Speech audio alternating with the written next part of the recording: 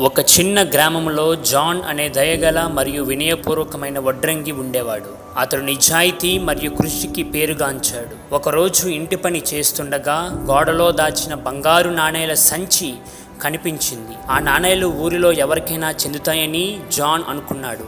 కానీ ఆ నిధి గురించి ఎవరికీ తెలియదు.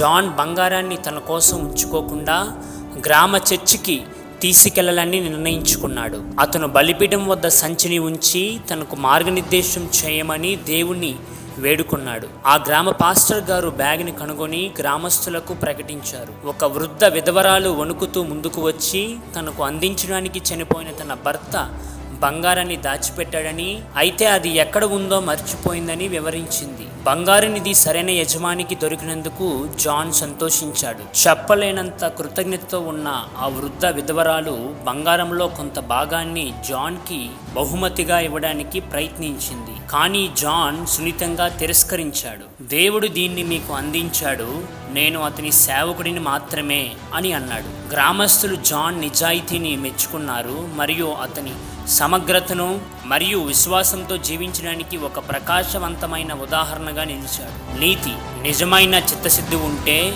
ఎవరూ చూడనప్పటికీ సరైనది చేయడం మరియు నిజాయితీ చివరికి ఆశీర్వాదాలను తెస్తుందని విశ్వసించడం అనేది ఈ కథలోని నీతి.